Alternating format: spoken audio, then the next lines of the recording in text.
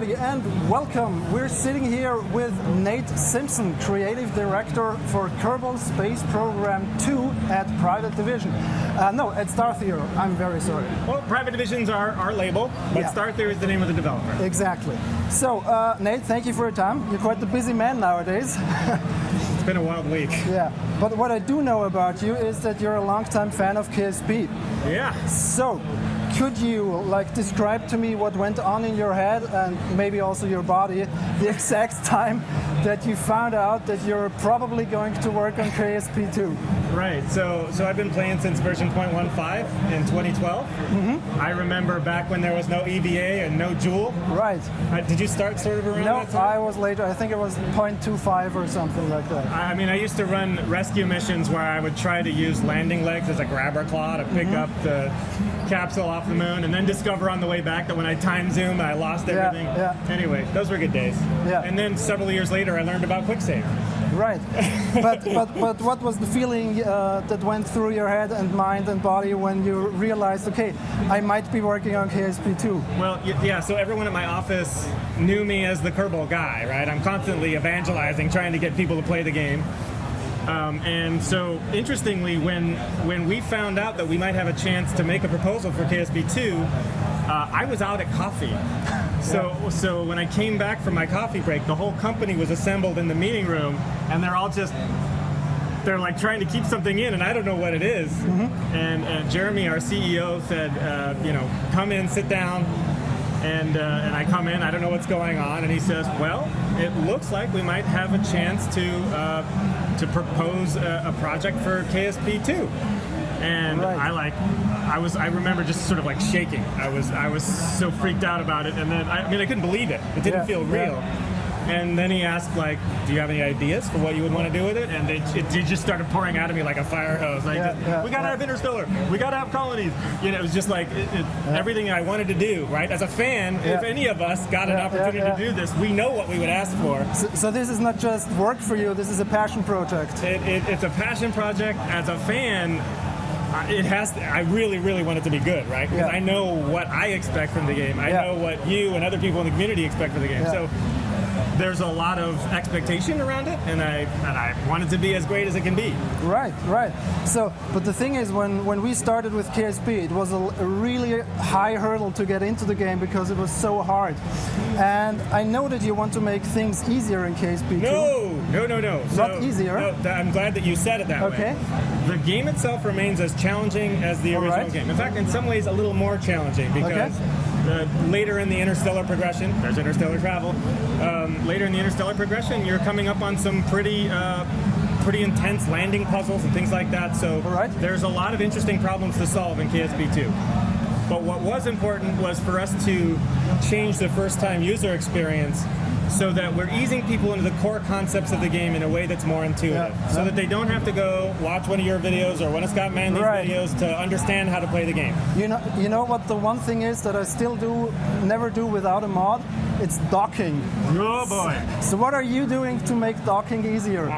We're currently actually... Here's a little inside baseball. We're currently writing the docking tutorial right now. Really? And let me tell you, it's an interesting thing to teach. Yeah. All right. We'll get it. It's going to be good. Same thing with transferring fuel. So attachable fuel lines would be a great thing to have. No comment. All right. So you also mentioned that there will be more challenges with interstellar travel. Yes. Could there also be a chance for parts failing randomly, or there be a setting in the menu that you said, okay, we can increase the probability of parts failing so that it makes more sense to bring an engineer with us? So this kind of falls in a category of question that is, I think there's a certain kind of functionality that really hardcore existing fans of the original game want to see certain things in our game, and obviously we want to give them a challenging and fun experience. we also don't want new players to have to contend with like stuff on their rocket randomly failing. Right. So I think that's probably in the area of where we want to see a lot of mod action. And I really want to like stress that we've re-architected this game so that multiplayer is possible. Yeah. And since we were stripping it down to the studs and rebuilding it from scratch, we also rebuilt it with modders in mind. Right. So we fully expect the modders to hit the ground running as soon as we're out. Okay. And hopefully failing parts is something we get in the first couple of months. Like that. I want to get back to mods later on, but now that I mentioned the engineers, I was thinking about, okay, we have these 3 classes of Kerbals in KSP1, pilot, scientist, engineer. Since we're getting new stuff and new gameplay features, might there be also new classes in the game? I have no comment. All right. Well, now let's get to my main gripe about KSP1, which is performance. You've seen my craft on YouTube. We've talked. You like a high part count. I do like my high part count. I rarely launch something that is less than 1,000 parts. Right. And people are already asking me whether or not they should save up for one of these crazy 32-core CPUs and if the game would make use of them. So, will it? No. So obviously the rigid body physics calculation, they're CPU constrained, and they've always been a thorn in our side as far as like getting high part counts. But so obviously one of our main goals has been to make sure that people on normal hardware are able to build vehicles that are similar in scale and complexity to the stuff that we're showing in the trailer, right. without seeing a noticeable hitch in frame rate. Okay. And there's a lot of stuff that we've been doing to optimize that, but there's a physics LOD system we're working on. There's a lot of stuff we're doing to make sure that the player experience is a smooth one. We don't. Now, granted, we fully expect people like you to find the outer limit, and we are not putting a hard constraint on the part count. Yeah. So at some point, I'm sure you can bring it to its knees. Right. But hopefully, that's a much higher part count than what you would have experienced in the. I certainly hope so. I'll get back to you when it's released.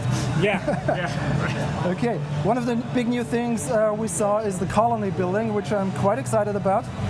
But I was wondering, since the terrain where you land or you want to build a colony isn't always flat, how do you get around that problem? Will there be some sort of terraforming like an Astroneer, or do you have another solution for that? So there's no terraforming, but what we do expect, in fact, this is part of what makes base building so fun, is so when you build a base in our game, you use something called the base assembly editor, which is very similar to the VAB, where you have a parts palette at the left and you're bringing out parts and clicking them together. But it's on the moon or another planet? But yeah, you're seeing the terrain beneath you. And you can anchor those modules to the ground with ground anchors.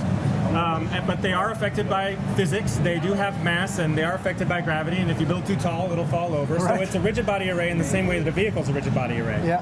But what gets interesting is when the topology gets crazy, which it does on some of these new celestial bodies in particular. You've got to solve your base building sort of challenge. With sort of a view to succeeding in that particular place. So if it's a cliff, if it's a canyon, there's so many strange things you can build now. Okay. You know, bridges across canyons, cantilevers off the edge of a crater. There's so many crazy things you can do now. Trackmania KSP is coming? I mean, right? Like, yes. Dude, will you build that? I'll try. Okay. I'll try. That's a deal. Yeah, absolutely. I mean, that's the kind of thing we want to see people do. Okay, awesome. So, another big thing, and also big question mark, multiplayer. Yes. Obviously, there is many ways how to go about that. Yep. But some very foundational things have to be decided at the beginning of development. Yep. So, for instance, will people be able to have their dedicated servers that they manage by their own? Or will you have sort of a server hub that you or Private Division will manage? What's going on there? I'm not currently able to give any specifics around multiplayer. Okay. Other than to say, as we've been testing it internally, I have never heard people laugh so hard. I mean, you could kind of like just take Kerbal Space Program and then drag your friends into it and put all that together and imagine what that's like. Right. So I have no doubt that it is fun already, but we'll give you more details about multiplayer in the near future. But could you at least tell me whether or not you have made that decision I was talking about? The foundational decisions have been made. All right, thank you. Another tricky one for you. There was like this fear of microtransactions from the community, and you had this official response that said there will be no loot boxes or in-game currency. But that, I thought this was a very peculiar wording, because it left out the possibility of leaving features or items behind a sort of paywall. Why didn't you rule that out?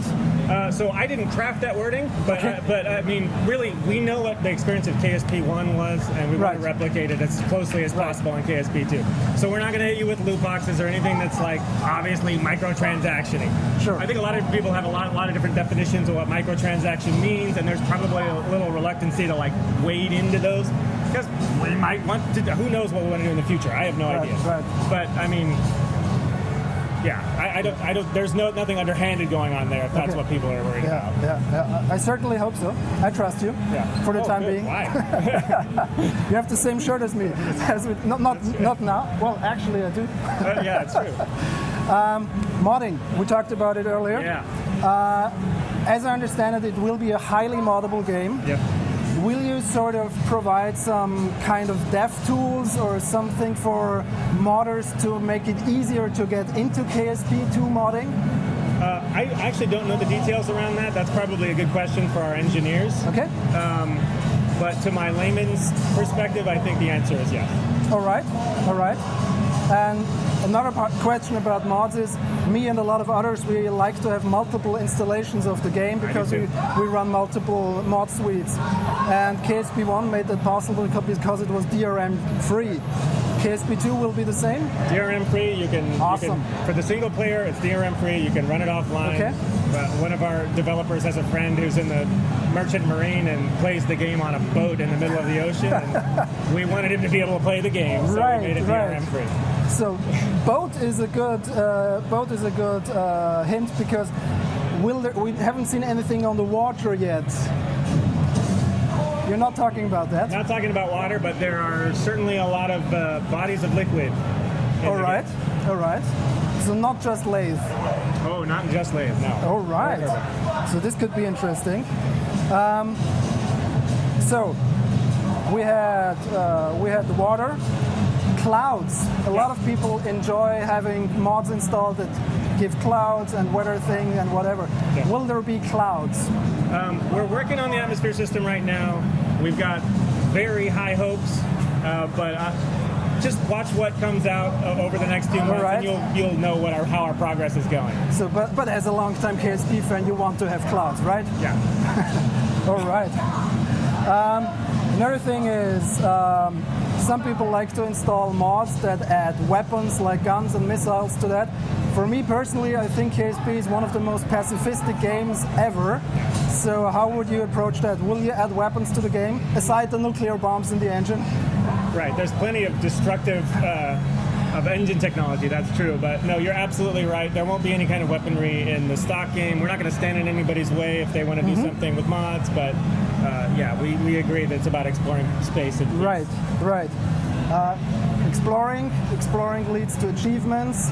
Steam enables to have achievements for specific games, and people were already asking me whether or not KSP2 will have these types of achievement systems for Steam and later on console. I have no answer to that question right now. Okay. Because you don't know, or because you're not prepared to answer it? You will never know. All right, my trust is beginning to diminish. Okay, let's do quick. Do one that I can say something good about. Yeah, I hope so, because if we're going interstellar, and that's going to be very exciting and stuff, but will we also see not only new planets, but maybe also new life forms, potentially sentient? So, the important thing here, I don't like to get into anything that might constitute a spoiler in the interstellar progression, because a big part of the fun of it is going to be going out there and seeing what you find. Right. But I think you'll find some pretty interesting stuff out there. Interesting. All right. Maybe also underwater. You've seen Abyss, the film? I have seen The Abyss. It's one of my favorite movies. Right. Okay. Personally, you, Nate Simpson, what is the thing you look forward the most once the game is released to try out yourself? So I really like the way that when you build an interstellar class vehicle at an orbital facility, I like the pageantry of leaving the parking spot. It's a very Star Trek spacewalk kind of a moment. And so, you know, different people on the team have different ideas about how they want to do that. And, you know, like some people build like little space tugs to like pull the vehicle out of the spot. You know, some of the engines you'll be equipped with on these vehicles are highly destructive. You don't want to light them up next to where you built them. All right. But so you want to use some kind of conventional propulsion to pull yourself away and then have those things move away. Okay. To me, that's a very majestic, beautiful moment that, like, I'm looking forward to seeing what other people end up doing there. We're going to get a lot of cool cinematic stuff that comes out of that. I'm sure about that. Speaking of getting the game, KSP1 was famous for its early access program. So will you, or do you plan on having something similar to that? I don't know. See, I say I don't know and I don't know. Yeah, that's great. Okay, because there's also very peculiar questions I got a lot after the announcement. There are actually people saying that they want to have the game for free because they already paid for KSP1. I think you will need to, it's a separate product. You'll need to buy it. I thought so. Yeah. All right, you got a lot of feedback from us guys who were visiting you. Yeah. And I know that you will not be able to implement everything. But that is because the game is set to come out spring 2020. That's correct. But spring is a little bit of a stretchable term, it's right? It's not a date. It is a segment of time. That's right. Right. But was there something during the feedback you got since the announcement was made that stood out to you so much that you said, "Oh, we have to get that into the game right now"? Well, yeah. I mean, was it Das Valdez and Scott Manley reminded me that we should have a gimbaling solid fuel booster. So that's something we're looking at right now. Okay. But I didn't get a chance to talk to you after we did the presentation. So what do you want? What do I want? Wow, I have a big list. What I want is... Should you sit on my lap? Am I Santa now? No, I'm the one with the beard. All right, well, here I go. Well, one thing is I would like to have the control scheme unified between the two editing modes, SPH and VAB, because scrolling with the mouse wheel did different things in each, and it's a bit of a hassle to get over that. I have put an entire tractate together what to do with fairings. Yep. I can send that to you. I've seen it. You've seen it? Okay. So you know that already. Yep. And yeah, performance is my main thing because I spend about 80% of my time in the editor making these huge crafts and trying to make them in such a way that they don't explode. So I've seen some sort of noodle rocket action going on. Yep. I was hoping it was not that intense as the first game, so how's that going on? Some of that stuff's still being tuned, obviously. Okay. And we wanted to, in that footage that we released, we wanted to show a rocket behaving in wobbly rocket fashion. And I do think wobbly rockets is part of what was appealing about the original game, so there will be a certain amount of that. But we are, absolutely building this with people building very large craft in mind as well. Right. And speaking of building large craft, I sometimes like to build vehicles that undock themselves and can dock themselves together, but I use multiple docking ports so that connection is quite stable. Unfortunately, if you don't have a central attachment point, you'll never be able to undock the thing at once, because it's regarded as one branch. Right. Could it be possible if you have like two docking ports and built-in mirror symmetry, and then together, that you can sort of unify the branches that come away from the docking port? That's a great question. That's another I don't know, but I'll look into that. I actually have prepared a video for that. I'll show you that to you afterwards if you have a second afterwards. I think I do. Yeah, and I actually only have one more prepared question. Yeah. And it's a big one. Okay, here we go. Imagine it's 2022. Woo! You managed to get Kerbal Space Program 2 released and everything was successful. People are still singing its praises. Wow, all right. I like this future. Looking back from that point to now, what was the number one thing that enabled you to make that success happen, you and your team? Dang. Well, this is going to get into some philosophical stuff. Sure. So I've had to become fairly humble as far as not trying to have all the answers myself, because it is such a vast and unbounded series of problems that we have to solve. Yeah. And I've really had to develop trust in the people around me and in the people in the community, because I don't have all the answers, and to make sure that my ears are always open for good ideas, and to not let my ego or my idea of what this is supposed to be override good input. Yeah. And that's true across the team. We have an aeronautical engineer on the team. When he's talking about fluid dynamics or drag models, listen to that guy, right? And Right. no matter how much I think I know about the area rule or whatever, Yeah, right? yeah. And that, you know, and then with people like you or Scott Manley or Das Valdez, you know, all these people have an immense amount of knowledge about rocketry and related fields. It would be insane for us not to listen to that kind of input. Awesome. So I'm just trying to keep my ears open as much as possible. Okay. Nate, it's been a pleasure. Yeah, Thank you likewise. so much for your time. Thank you. And yeah, KSP2 coming out 2020 in spring. Oh yeah. If you enjoyed this video, please subscribe to my channel for more and follow me on my social thingies. The links are in the description. Also, you can watch one of the 2 cool videos shown on the right. Thanks for watching. Goodbye.